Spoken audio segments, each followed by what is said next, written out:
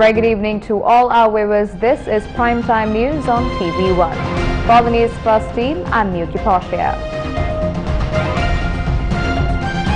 Before we head into stories in detail, let's start off with a look at your headlines for tonight.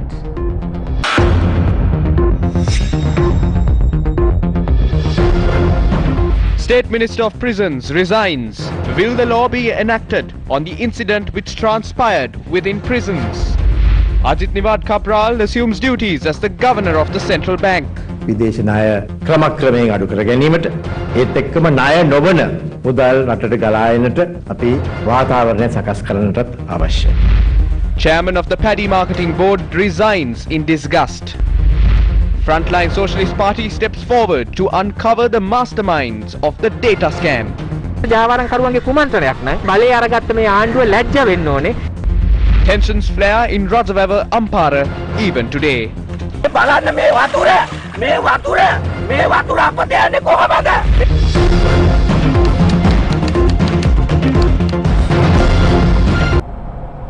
Starting off with your top story for tonight, the President has accepted the request made by Lohan Ratwatar to step down from his portfolio of State Minister of Prisons amid multiple allegations levelled against him over incidents of unruly behaviour at the Valikada and Anuradhapura prisons. Now, in this context, local and international organisations as well as political parties have expressed serious concern over the callous disregard for the rights of prisoners, calling on the authorities to launch a credible investigation into the incident instead of allowing the matter to be diluted following the State Minister's resignation. Over the past few days, reports emerged of an incident where a group, including a State Minister, who arrived on the 6th of September at the Valikada prison and at the Anuradhapura prison on the 12th of September on a helicopter, engaged in an act of intimidating remand prisoners. When Newsfirst reached out to the Department of Prisons to confirm the veracity of the claims, it said a commissioner has been assigned to Anuradhapura in order to probe the matter. As a practice of the Civil Aviation Authority, internal flights do not operate at night owing to the current situation in the country. Chairman of the Civil Aviation Authority, Upul Dharmadasa, said it was done to avoid unnecessary risks. Further, internal flight operations under the purview of the CAA are only conducted between the Jaffna, Patiklo and Ratmalana airports. In such a context, it would have been a private aircraft that took wing to Anuradhapura. Media spokesperson of the Sri Lanka Air Force, Group Captain Dushan Vijayasinghe, speaking to Newsfirst, revealed helicopters of the Sri Lanka Air Force do not operate during the night and at present only provides its services to the President or Prime Minister based on necessity. Hence, the question that cries out for an answer is this: can an inebriated individual pilot an aircraft? In this regard, the Civil Aviation Authority states that it does not conduct field sobriety tests but would not render its services if it is observed that an individual is excessively intoxicated. Nonetheless, many quarters claim the State Minister had in fact flown to Anuradhapura on a helicopter. What transpired within the prison? Multiple entities, including parliamentarian Gajendra Kumar Ponnambalam, revealed further details on the matter. The State Minister for Prisons had gone to the Anuradhapura prisons on the 12th evening, had entered the prisons and had insisted on the PTA Tamil political prisoners to be brought to him. And when they were brought to him, he got two of those prisoners to kneel and had gone on to point his personal firearm at their head and body and had threatened to kill them on the spot. Other Human Rights Council There is a broad discourse at the Human Rights Council on the Prevention of Terrorism Act. The minister has threatened prisoners who were arrested under the PTA. සිරකරුවන්ව තමයි ඇමතිවරයා ගිහිල්ලා තර්ජනය කරලා තියෙන්නේ. අද අපේ රටේ ඇමතිවරුන්ගේ විනෝදාංශ අපේ රට. It has become a pastime of our ministers now to push our country towards more chaos. We are left to question if this is the national security plan of Gotabaya Rajapaksa. The UNHRC sessions are ongoing in Geneva, with many allegations being levelled against the country. Instead of responding to those allegations, we are providing them with further evidence to substantiate their claims. Only one law should exist in the country, so they said. Where is the law now? රටේ තියෙන ඕන එක නීතියයි කිව්වා. අපි අහනවා කෝ නීති? It is against such a backdrop that Lohan Ratwatta appealed for the president to issue a recommendation on the possibility of him stepping down from his portfolio. Thereafter, Lohan Ratwatta resigned from the post of State Minister of Prison Reforms and Prisons Rehabilitation pursuant to the president accepting his request. However, it has not been revealed whether he has resigned from the post of State Minister of Gem and Jewellery related industries. Issuing a tweet on the matter, leader of the opposition Sajith Premadasa claims the unlawful act amply exemplifies the anarchical situation that exists in our country, urging the State Minister to step down immediately. Multiple organizations as well as political parties have urged authorities to enact the law on the matter instead of concealing the matter following the State Minister's resignation. Prisons officers have also allowed for the Minister to act in an unruly manner while being intoxicated. We received information yesterday that an attempt is being made to delete CCTV footage at the Anuradhapura prison. If the State Minister believes he can enter the prison flaunting political office, he is mistaken. A parliamentarian is only allowed to enter a prison between 5:30 AM and 5:30 PM. Did this person abide by that law?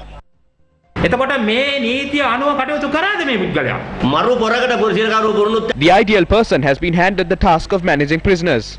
This person should be rehabilitated first. They used to say Gotabaya Rajapaksa will leave no room for unruly acts. But Lohan Ratwatta has done exactly that. What steps have been taken by the president on this incident? Was a disciplinary inquiry launched in the least? Regardless of his resignation, the government's policy on parliamentarians acting in such a shameful manner must be elaborated. Releasing a statement on this incident, the Centre for Policy Alternatives calls for the authorities to initiate a credible investigation into the incident and action taken without fear or favour. The CPA in its statement says these incidents have occurred while Sri Lanka's human rights record is being discussed at the ongoing 48th session of the United Nations Human Rights Council. It notes, quote, inability at this critical juncture to take swift and firm action related to these two incidents, among many others, will send a clear message that the government of Sri Lanka has no genuine intention of following through with its own statements and further reinforce reports by victims and civil society of the repressive climate and impunity in Sri Lanka, end quote. Meanwhile, Ajit Nivad Cabral assumed duties as the new governor of the central bank at the central bank premises earlier today. Ajit Nivad Cabral will function as the 16th governor of the Central Bank of Sri Lanka. The new governor assumed duties earlier today amid multi-religious observances.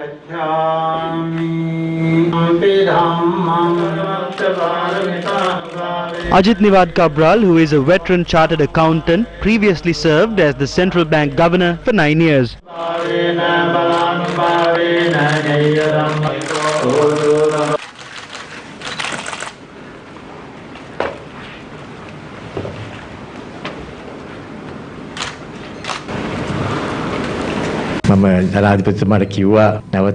I requested the president not to hand me this position. I told him multiple times. After a while, he persuaded me to take up the post. Thereafter, I stepped down from my state ministerial portfolio and my parliamentary seat to take up this post once more at the behest of the president. I intend to prioritize the reduction of our debt burden systematically. We need to create an environment conducive for foreign inflows to enter the country which are not loans. Venerable Professor Itta Demaliyage Indrasara advised me based on the Chakka Nipata of the Anguttara Nikaya. The Thera said, the Buddha has preached of several steps to be followed when carrying out a task. The first is initiating the task. Secondly, we must move ahead with the task. Thirdly, ensuring the task is not halted in the face of obstacles. Then, strictly stick to your course. Number 5, give out a strong opinion on your task. Finally, formulate the most prudent course of action. We need to move ahead while adhering to this advice. I am grateful to have been given this post once more. I understand the severity of the task, but I feel we can achieve our objectives if this is done collectively. ලේසි වැඩක් නෙමෙයි කියලා තමයි දන්නවා. ඒකට මට හිතෙන්නේ අපි එකතු වෙලා ඒ වැඩේට අත ගහලා අපි ඉදිරියට යන්න පටන් ගත්තොත් අපි හැමෝටම මේක කරන්න පුළුවන්. Meanwhile, the Frontline Socialist Party, in a letter addressed to the National Medicines Regulatory Authority, has requested the details on the recent deletion of data stored on the NMRA database. The letter was issued as per the Right to Information Act. මෙතරම් සංවේදී දත්ත එක තැනක විතරක් තියාගෙන හිටියේ ඇයි? We have several concerns regarding this. Number one, why did they store such vital data in just one place? Secondly, was an audit conducted on this? Third, did the National Medicines Regulatory Authority request the relevant company to recover these data? Did they call for a forensic report on the issue from the University of Moratuwa? Less than 2 weeks after the appointment of the new chairman, registration data of pharmaceutical companies, data on vaguely registered drugs, important information concerning the expiry dates of the registration have been deleted. Was there some sort of interference by the chairman that led to the deletion of this data? Is there a connection between the appointment of the new chairman and the deletion of this data? Yesterday, Deputy Solicitor General Dilip Apiris informed court that this is some sort of a grand conspiracy of the drug mafia. If racketeers can enter a government database and delete data in this manner, the government, which won the election by promoting national security, should feel ashamed of themselves. It was reported that 4 government websites on the Lanka government cloud crashed. They have failed to recover them. What has happened now is that more data has been deleted due to last-minute attempts to recover it. එළුවගේ බෙල්ලක් කපලා මුට්ටියක් බින්දින වර්ගේ මහදැන මුත්තා පන්නේ විසඳුම් තමයි මේ දීලා තියෙන්නේ. The data scam. Newsfirst has continued to report on the loss of data of the National Medicines Regulatory Authority from a cloud server. According to the National Medicines Regulatory Authority, a company named Epic Lanka Technologies is responsible for maintaining the server. The Information Communication Technology Agency of Sri Lanka, commonly known as ICTA, has also said Epic Lanka Technologies holds a major share of the responsibility. The ICTA, National Medicines Regulatory Authority, and Epic Lanka Technologies had signed an agreement in May 2018 for a period of 5 years. The responsibilities of Epic Lanka Technologies outlined in the agreement are as follows. Page number 35. Bear sole responsibility for protecting and managing data. Page number 24. Take swift action to address any breakdown of the server. Page number 40. Maintain a backup system. Page number 41. Bear responsibility for the hardware and software of the server. The responsibilities of the Information Communication Technology Agency of Sri Lanka are as follows. Page number 35. Advise Epic Lanka Technologies as required. The data scam. Epic Lanka Technologies has said that the data had gone missing due to a mistake committed by one of its employees. මේ පද්ධතිය පිළිබඳ මට ප්‍රශ්නයක් තියෙනවා. මේක quality එක පිළිබඳ ප්‍රශ්නයක් තියෙනවා. හෝම් පවර්සන පරිදි There is a problem regarding the quality of this. If this happened due to the mistake of an engineer, as they claim, that means one engineer can erase the entire database and tamper with the data. That is why we filed a complaint with the CID to investigate the matter. Anyone can understand that if a file is deleted from a machine, it gets stored in the recycle bin. If an engineer had committed a mistake, this shows that there has been no backup system. That is why I say that the system designed by Epic Lanka for the NMRA is still in the development stage. I have my concerns about how this was maintained without a backup system. There is a problem regarding its quality. There is also a question as to whether there was a backup system in the first place. I strongly believe that Epic Lanka must bear complete responsibility for this. If there is any problem, Epic Lanka should consult ICTA. That means if there is a problem regarding the backup system, they can obtain advice from the ICTA. It is Epic Lanka that must inquire from the ICTA. Epic Lanka එකේ තමයි ICTA එකෙන් අහලා කරගන්න ඕන දෙයක්. Is it Epic Lanka Technologies that is at fault? Or is it the Information Communication Technology Agency of Sri Lanka? While various organizations continues to pass the buck on the matter, officials who feed off taxpayers' funds continue to benefit by serving their institutions. Is the blame game benefiting those who involved themselves in the racket of pharmaceutical products? Just as the Attorney General's Department has informed court, doesn't this protect the masterminds of this mafia? Ultimately, the people need to know the hidden forces and the masterminds of these acts for the attention of the people. In what is the latest in a series of high-profile resignations, Dr. Jatal Manapirima, the chairman of Paddy Marketing Board, has tendered in his resignation to Agriculture Minister Mahindananda Alutkamage yesterday. Dr. Jatal Manaperuma says that he resigned as he felt implementing decisions taken by those above him was unwise. Dr. Jatal Manaperuma, who received his doctorate from a university in the United States, is an engineer who has served for more than 20 years at the Paddy Marketing Board. Dr. Jatal Manaperuma said that he could not, with a clear conscience, be happy with backing such imprudent decisions. Dr. J.D. Manaperuma has tendered his resignation via email to Agriculture Minister Mahindananda Aluthgamage yesterday. Experts and experienced officials with subject knowledge were seen resigning during the past few months. Most of the resignations took place from the advisory committees on COVID-19. Professor Neelika Malavige of the Department of Immunology and Molecular Medicine at the University of Sri Jayawardenepura resigned from the COVID-19 Control Technical Committee of the Ministry of Health. Senior consultant physician attached to the Infectious Diseases Hospital or the IDH, Dr. Ananda Vijay Vikrama, resigned from the same committee, noting that decisions taken by the said committee are not the decisions that were being implemented.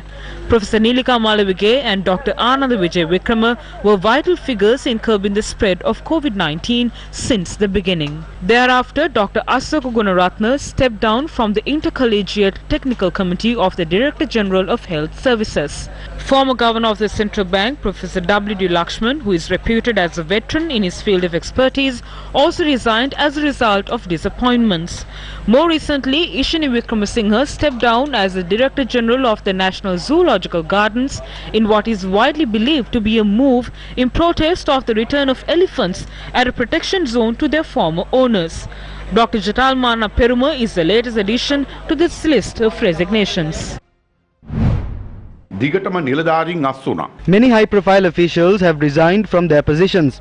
Doctors who were involved in combating COVID-19 have left their designations. Former Secretary to the Ministry of Agriculture tendered his resignation recently. The latest in this resignation series is the resignation of Dr. Jatal Manaperuma, the chairman of the Paddy Marketing Board. According to what was reported, he has resigned because he felt implementing decisions taken by those above him was unwise and he couldn't be happy with backing such imprudent decisions with a clear conscience. If someone is trying to drive this state in a dictatorial manner by imposing emergency laws, the people of our motherland will fall into trouble in the end. Anyone can have their own personal opinions. They have the right to resign or join according to their personal beliefs. As politicians, I think it's best not to comment on their personal decisions. That's the best we can do to ensure their privacy. These officials resigned from their seats to safeguard their dignity, to indicate that they were not a part of this disaster. Everyone is worried about the current situation. There is nothing to be surprised about these resignations. These are intellectuals. They don't want to shoulder the burden of facing the humiliations caused by these imprudent decisions that deface the reputation of their motherland. I think many more intellectuals will resign in the near future. Amidst these high-profile resignations due to intolerable decision-making, innocent farmers who are adversely affected by these imprudent decisions are still struggling to obtain a just price for their harvest. Polonnaruwa Alahara Farmers Association expressed their grievances to the country today. I am the chairman of the Sri Lanka Podujana Peramuna Diya Beduma division. Last year I sold a kilo of Nadu rice for 70 rupees, a kilo of Samba rice for 87 rupees and a Kiri Samba kilo for 103 rupees. But today we don't have a fair market to sell our harvest.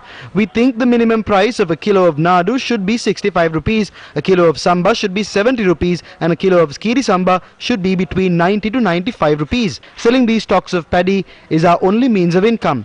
We have to survive 6 months from this income. If we sell these stocks at a cheap price, how are our families going to survive for the next 6 months? Farmers continue to face numerous challenges without a proper price for rice. Rice mill owners are preparing to halt their business activities owing to the sudden confiscation of their stocks. As of now, 15 rice mills in Kurunagala, Kuliapitiya and Panduasnura have been closed down. අපිට මෝල් දැන් කරගෙන යන්න බෑ. වී රුපියල් 55 කරා හාල් රුපියල් 90-92කට දෙන්න බෑ. අපිට දැන් මෝල් වහන්න තත්ත්වයක් ඇවිල්ලා තියෙන්නේ. According to the small-scale rice mill owners, without a proper mechanism, the farmer, small-scale rice mill owners and the consumer will fall prey to the rice mafia. Against such a backdrop, they warn that a huge rice shortage could emerge in the country in the future. Min area farmers movement says that imposing a price on their harvest after the hassle of pawning jewellery to raise money to continue their cultivations will not provide a solution to the problem. Paddy has been cultivated in close to 20,000 acres under the Min area farmers movement. 4,500 families are provided by these paddy fields.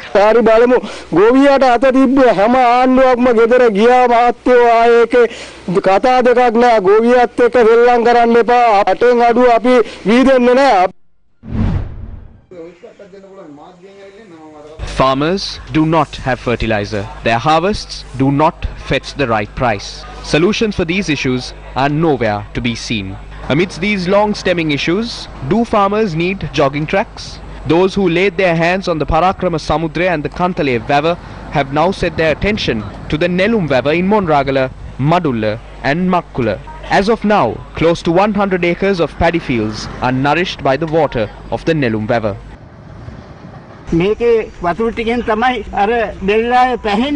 Those paddy fields are given water from this vavar. It will cease to exist very soon. We are at the location where water flows. This is the drought season, but during the rainy season, this vavar overflows with water. What they are doing now will impact it negatively. All these farmers live off the vavar. It will be gone now. Therefore, we are against this. If such a jogging track is constructed, the farmers will be adversely affected because the collection of water will reduce. We receive water only once a season, annually. I request them to construct the walking path, but do it on top of pillars that are constructed out of this. Farmers' organizations point out that Monragala Agrarian Services Commissioner, Madulla Divisional Secretary and the Chairman of the Madulla Pradeshya Sabha have been informed in this regard. Attempts made by Newsfirst to contact the officers in question proved futile. In a country where emergency regulations are imposed to maintain a consistent supply of essential food, shouldn't priority be given to protect vavars that help to nourish and feed the nation? Or should the construction of walking paths be prioritized? The breakwater of the Parakrama Samudra was protected due to the tremendous efforts of the Mahasangha and farmers' movements. The Mahasangha and members of the farming community visited Venerable Muruttettuwe Ananda Thero today. They say that children in Polonnaruwa need something similar to Golface. The Mahasangha and the farmers will not allow it. They started it in Polonnaruwa and went on to Kantale, but it was stopped. In another 2 to 3 weeks, rains will begin. They inspected this in January. Why are they doing it in hiding from everyone during a curfew? Moreover, this is not the topmost priority to those living in Polonnaruwa.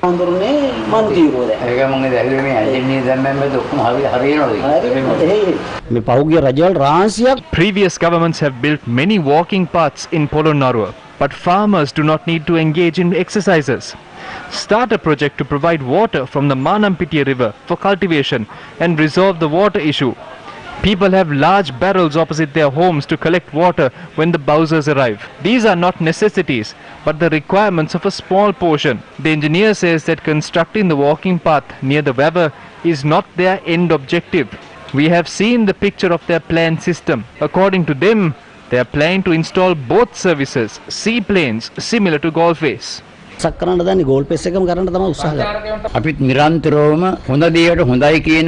We have always criticized what is bad and praised what is good. We did not appoint a government for this. Our campaign slogan was that the country is in disarray. We can clearly see that we tossed away what is bad and replaced it with what is worse.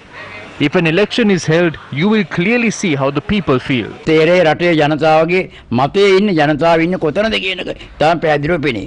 Theros of the movement to save the Parakrama Samudra visited Alle Gunavansa Thero this evening and informed him of the walking path that is to be constructed. අබුද්දස්ස කාලෙට මුතුමැණික් යට ගිහිල්ලා Intellectuals are being replaced by incompetent people. Now the whole family has entered the field to play their last inning. As a result of this, our country will be pushed into a disastrous position which we can never recover from. Why are the farmers hooting and hollering at ministers? They are shouting because these development projects are not fulfilling their needs. Then why are they continuing these projects? This is because they are the types of projects that will fill the pockets of these rulers. They know that this is their final lap and they want to make the most of it. යන තත්ත්වයට පරිවර්තනය වෙලා තමයි තියෙන්නේ. ඒක නිසා අපිට දැන් එළුව බේර ගන්නත් බෑ, මුට්ටිය බේර ගන්නත් බෑ. එළුවයි මුට්ටියයි දෙකම නැති තැනකට තමයි අපේ රට පරිවර්තනය වෙලා තියෙන්නේ. Let's now toss over to a short commercial break. To stay with News First, we will be right back. Valuable Finance, best finance company. Bellboy's got you covered. Download Bellboy today to get all your household appliance fixing and repairs done. Now available on Android and iOS. Welcome back to the news. The Consumer Affairs Authority and the CID have now commenced an investigation into the sale of 56,000 kilograms of garlic to a businessman, which was released from the Colombo port to Lanka, Satose. Now, how did this occur? The following report is an in-depth report on the scam. A cabinet memorandum approved on the 7th of June allowed for food items stored at the port to be released to Satose. It was a joint memorandum presented to the cabinet by both Minister of Trade Bandula Gunawardena and Minister of Ports and Shipping Rohitha Abegunawardena. The memorandum read, essential food items which are not released by the port or are confiscated by the Sri Lanka Customs must be released to Lanka Satose in order for them to be sold to local customers at a reasonable price. However, one could be led to question at this instance as to whether the stock of garlic in question was either not recovered from the port or confiscated by the Sri Lanka Customs. The true importer of the stock of garlic, lodging a complaint at the CID yesterday, claimed that this stock of garlic was neither confiscated by the Sri Lanka Customs nor did he fail to recover it from the port. The importer alleged that 18 containers of food items, including the consignment of garlic, had been brought to the port at 12:24 p.m. on the 14th of July, noting the release of the consignment from the port had been delayed due to complications in obtaining foreign exchange for the relevant payments. He went on to allege the consignment of garlic had been pilfered out of the Colombo port amid this situation. Is it not a scam to release containers stored at the Colombo port without notifying the true importer? The second question which arises is, was this consignment released to be offered to local consumers at a reasonable price serve its purpose? A probe launched by the Consumer Affairs Authority revealed on the 9th of September 2021, garlic had been sold to an unknown trader at 135 rupees per kilo. What is even more surprising is that the 56,000 kilograms of garlic were released by simply placing a log in a CR book. A kilo of garlic cost 320 rupees at the wholesale market in Petta, when Newsfirst ascertained prices of garlic in the local market today. Hence, it is evident that the trade in question had enjoyed a profit of 185 rupees per kilo through the consignment of garlic purchased from Satose. He had generated a profit of more than 10 million rupees within a very short period. It must also be noted that the retail price of a kilo of garlic in the local market currently exceeds 450 rupees. Have authorities failed to notice a scam of such mammoth proportions carried out in mere minutes, foregoing any sort of payment including import costs? The other serious issue that arises is this particular announcement issued by the Ministry of Trade several hours after the Consumer Affairs Authority exposed details of the scam. In its release, the Ministry of Trade said none of the top officials at Lanka Satose Limited were connected to the incident. It further adds 4 employees at Lanka Satose Limited have been sent on compulsory leave following the revelation. How can the Ministry of Trade reach such a conclusion prior to an investigation being launched? Who is behind this garlic scam, which could have been offered to the local consumer at a reasonable price, especially at a time the populace is suffering the detrimental effects of a pandemic? Early on in our bulletin, we reported about the threat posed to the weavers in the country. Now, another incident was reported from the Ampara area today. After the freshwater fish ponds were constructed at the foot of the Rajavava in Tissapura, Ampara, State Minister of Wildlife presided the release of freshwater fish into the newly constructed ponds yesterday. Yesterday, the freshwater fish tanks had been filled from the water which flowed from the Ketala. මේ වතුර අපත යන්නේ කොහමද මේ තියෙන අපිට කුඹුරු කරලා ගන්න තියෙන වතුර ටික මුම් මේ මහලු වලවල්ලකයක් ගහලා මේ කරන අපතය මේ දෙයියනේ මේ වතුර පොදක් ගානේ මේ වතුර පොදක් ගානේ මුන්ට හෙඩ ගන්නවා අත්තෝ මේ වතුර පොදක් ගානේ මුන්ට හෙඩ ගන්නවා. However, a separate individual in place of the person in charge of the task had arrived at the alert to close its gates. මේ මල්ලිවා ජලපාලකද? ජලපාලක නෑ මේ වෙලාවේ. එහෙම ජලපාලකලා පත් කරන්න බෑ කාරක සභාවක් කියන්න ඕන. ඇයි කියන්නේ? යතුර වල අපිට ගන්නත් පුළුවන් ඕන. යතුර ගන්න ඕන. යතුර ගන්න ඕන අපි. බලේ අපි ගොවියෝ. මේ යතුර අපි ගන්න ඕන. මේ වතුර යන්නේ අපරාධ නෙවෙයිද? අපරාධ නෙවෙයිද මේ? කරලා ගියා එළි වෙනකම් වතුර. එළි වෙනකම් වතුර යනවා. යතුර අපිට මේ කන්නේ හාගන්න තියෙනවා. වහින්න දෙන්න ඉඩ තියෙනවා. As a result, farmers in the area expressed their dismay over handing this task to another person. The Ampara police arrived at the location as well.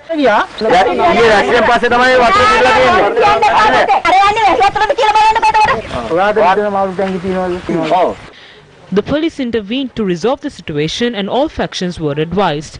Thereafter, the Ampara Additional GA, Ampara Assistant Divisional Secretary and the Tissapura Gram Nilladhari officer also arrived at the location. මේගොල්ල රාත්‍රී කාලේ තමයි මේ වැඩේ කරන්නේ. අපේ කුපනිසන ඕන සම්බන්ධයි. පරංගාය කුපනිස කෙනෙක් ඉන්නවා එයා සම්බන්ධයි. අනිත් එකට සම්බන්ධ වෙලා ඉන්නේ පිටේ ඉන්න මුදලාල්ල. විශේෂ දෙයක් ඉල්ලන්නේ නැහැ. මේක මේ සාධාරණ ඇත්ත යුක්තිය විතරක් කියවුනොත් අපි නැති. අපේ යුක්තිය කොහොමද දෙන්න sir?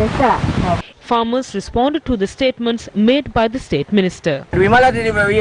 We saw State Minister Vimalavira speaking on TV saying that animals with 2 feet shouted. Isn't Vimalavira an animal with 2 feet?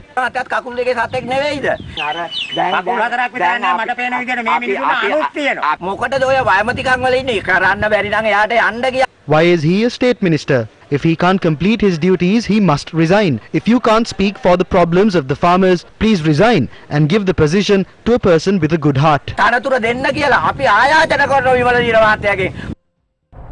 The central bank's holdings of government securities rose to 1.28 trillion rupees yesterday.